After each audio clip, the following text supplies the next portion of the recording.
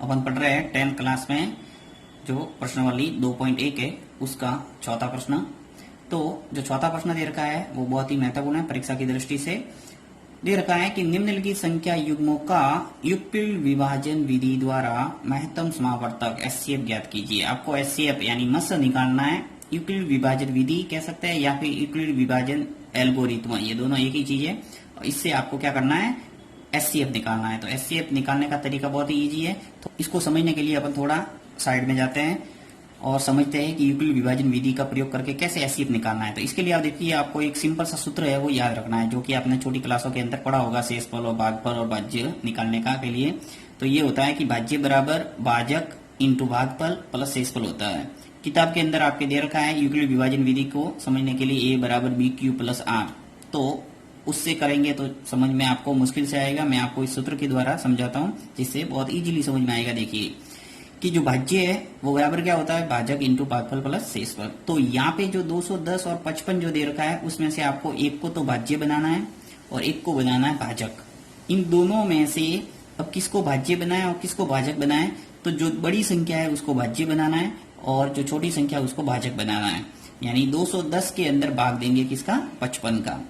अब ये प्रक्रिया तब तक आपको दोहराना है जब तक कि शेषफल है वो शून्य नहीं आ जाता। यानी चरण वाइज अपन स्टेप करेंगे, फर्स्ट चरण सेकंड चरण ऐसे।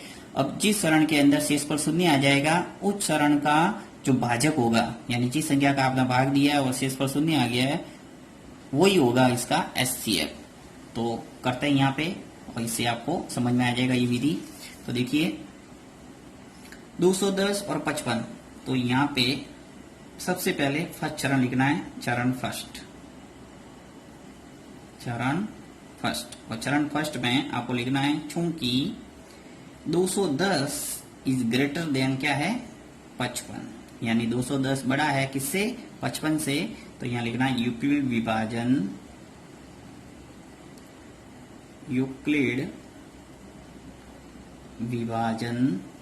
विधि से या यूक्लिड विभाजन प्रमेय से, कोई भी कह सकते हैं। यूक्लिड विभाजन विधि से 210 बराबर लिखना है 55 इंटू, यानी ये भाज्य हो गया और ये हो गया भाजक।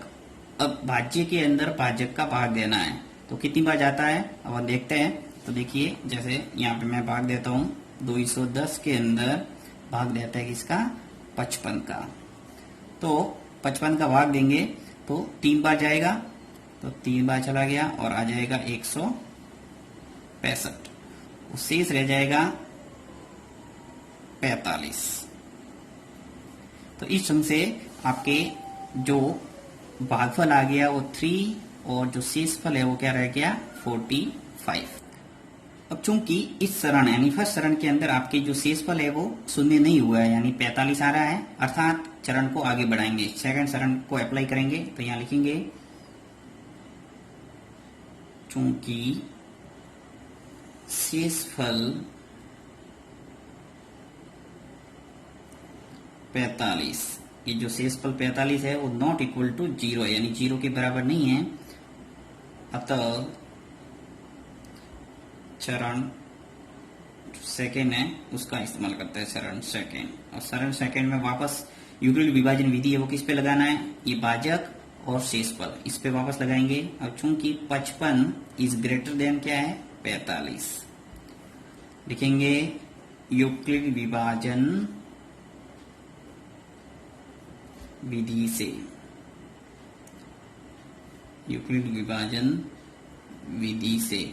अब यूक्लिड विभाजन विधि की जगह आप यूक्लिड विभाजन प्रमेय का भी लिख सकते हैं, यूक्लिड विभाजन एल्गोरिथम से भी लिख सकते हैं। आप जो भी आपको समझ में आता है वो लिख सकते हैं।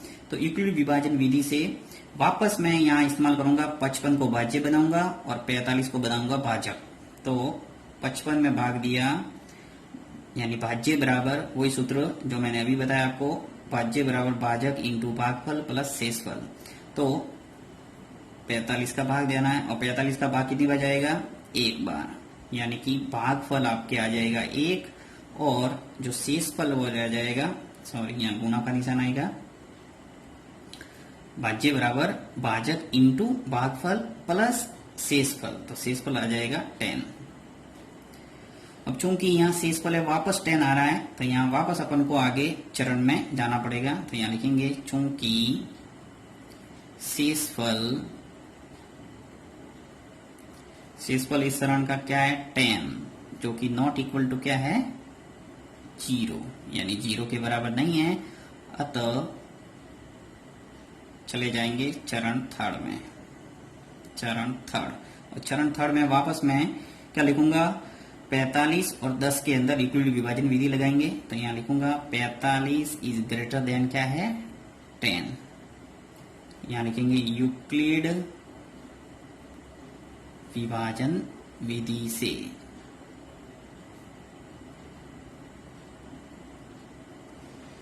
यूक्लिड विभाजन विधि वापस लगाते हैं, 45 को भाज्य बना देते हैं और 10 को भाजक, यानी 10 का भाग जाएगा तो 10 का भाग 45 के अंदर कितनी बार जाएगा 4 बार, यानी कि इंटू आ जाएगा 4, भाजक इंटू भागफल प्लस शेषफल, और 4 बार जाएगा तो 10 का गुणा 4 से यानी 40, 45 शेषफल बचा अपने 5। अब इस चरण यानी थर्ड चरण तक अपने शेषफल है वो शून्य नहीं आ रहा है, इसलिए लिखेंगे वापस चूंकि शेषफल 5 है वो नॉट इक्वल टू 0, अतः वापस चरण फोर्थ का इस्तेमाल, चरण फोर्थ के अंदर वापस आपको भाजक और शेषफल लेना है। तो 10 इज ग्रेटर देन 5 है, यहाँ लिखेंगे यूक्लिड विभाजन विधि से। अब यूक्लिड विभाजन विधि से मैं 10 को भाज्य बना दूंगा और 5 का भाग जाएगा, देखिए 5 का भाग पूरा जा रखा है, 5 इंटू 2 क्या हो जाएगा 10, यानी कि शेषफल रह जाएगा अपने 0। अर्थात चरण फोर्थ में जाके अपने शेषफल है वो शून्य हो गया, और इस चरण का जो भाजक है वो क्या है 5, तो ये हो जाएगा इसका HCF। तो यहाँ लिखेंगे चूंकि शेषफल शून्य है इसलिए HCF बराबर क्या आ गया 5।